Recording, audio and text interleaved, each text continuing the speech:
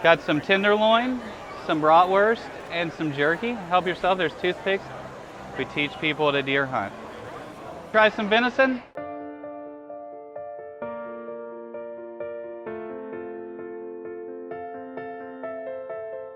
When you poll the general public, 78% approve of hunting for meat. Only 5% are doing it. We've been focusing on trying to increase participation from what we would consider non-traditional audiences. So people that didn't come into hunting through a hunting family or grow up in a hunting culture. If we want to keep hunting relevant, it needs to diversify, and so reaching out to these new groups is a big part of that. Adult onset hunters, as we call them, are really a ripe audience because they're interested in hunting for the right reasons, and now with our Field to Fork program, we can provide that to them. We do our recruitment of participants at the farmers market. We have 2 weekday evening training nights where we go over the history of conservation and how hunting relates to conservation historically and present day. Deer biology, deer senses, ethics, shot placement. We do crossbow training, and then after the training nights are complete, we take them on a weekend hunt. We can teach you in a fairly short amount of time to take ownership of your protein source.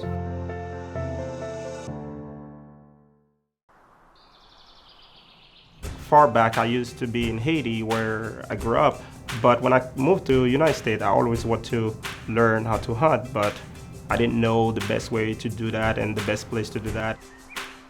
Hunting is more humane than how most meat sources are provided to you at the grocery store. A lot of vegetarians and vegans don't like large factory farms and don't eat meat because of that. So wild game is something that they are okay with.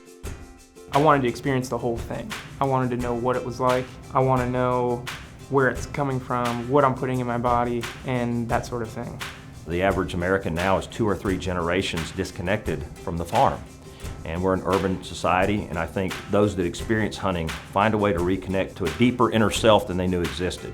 People who want to source food locally, they want to harvest their own game and meat. If you can know absolutely 100% what you're putting on the table, where it comes from, I think everybody would like to know that. How does a first-time hunter who has no family members who hunt get into hunting? The whole point of the program is to get everyone from all walks of life in this, right? So they definitely sourced well. Kind of felt like a ragtag group of people who all probably don't fit into the stereotypical hunting style. And so it was much more welcoming and fun. And simultaneously, everyone had the humility that comes with having no idea what you're doing as an adult trying to do something. We do 2 afternoons of education. We serve venison meals. I enjoy cooking for everybody. They enjoy eating. The 4 or 5 days that we're together, from the beginning, the hunter education, to introducing you to terminology, to the process of hunting, down to the clothes you wear, how deer react, their habitat. These are folks who hadn't done it before, but when they get out here and they start shooting a crossbow, and then we take them in the woods, they are ready to harvest an animal, and they're excited about it. As you're seeing the sunrise and a breeze comes through, you're sitting there in the stand and you're moving with the stand. And it's a very surreal experience. Like, you are quiet, no one's spoken for an hour, and you are just part of these woods.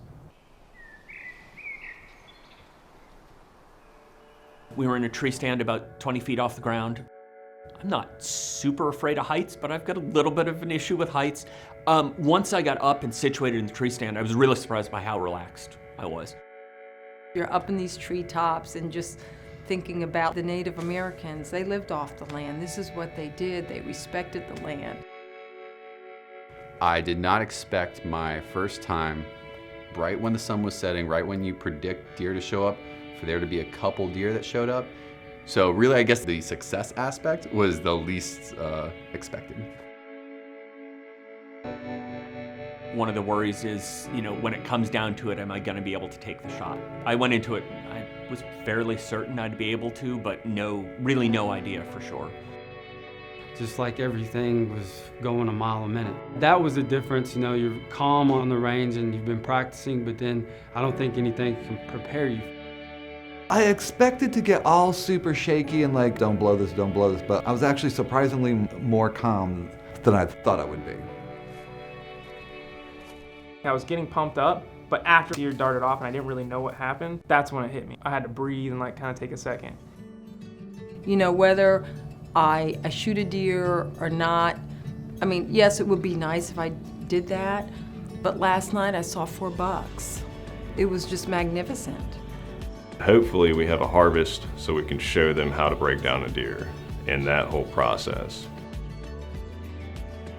Skinning a deer is a lot easier than I expected. I don't know that I had specific expectations, but I expected that would be a lot harder than it actually is. We have a follow-up dinner that we usually call a culinary social, where we bring people together, we drink some beer, drink some wine, cook some of the venison that they harvested themselves, and we let them tell their stories about their experiences. I think having a program like Field to Fork is a great opportunity to learn beyond the harvesting the animal. For anyone that thinks they might be interested, definitely give it a try. One-on-one instruction, the opportunity to practice shooting, and it really is so much easier than what I thought it would be. It's not something that I'm kind of like checking off my box and wanting to move on from, as much as like I'm curious about going deeper into this and seeing what it has to offer. It's like a domino effect because we're teaching 10 or 15 people to hunt, but then they're sharing their story, they're sharing their venison. Almost 80% of the adult students that we've had so far have continued hunting with this program. 8 different states running a Field to Fork program this year, and that's really our goal. I really think you could set this up anywhere you have a diverse farmers market. Any farm-to-table restaurants, you have this potential participant base that wants to take ownership of their protein source. My advice would be to other hunters, look around you and make an open invite. You have no idea, there may be somebody that you would never have thought of or considered who would have an interest. And if you extend the invite, they might take it, and who knows? It's not just a one-weekend kind of event. We try to pair them with local mentors. They stay in touch with their mentees and keep giving them access and answering their questions throughout the season to help them along. I took on already to mentor others, and I share my venison. I don't want to enjoy that happiness that I gained from hunting by myself. We as humans, we experience such moment like that very rare in life where you have about 1 second to decide, 1 second that you have 100% of focus. I hope that everybody at one point in life experienced such an amazing moment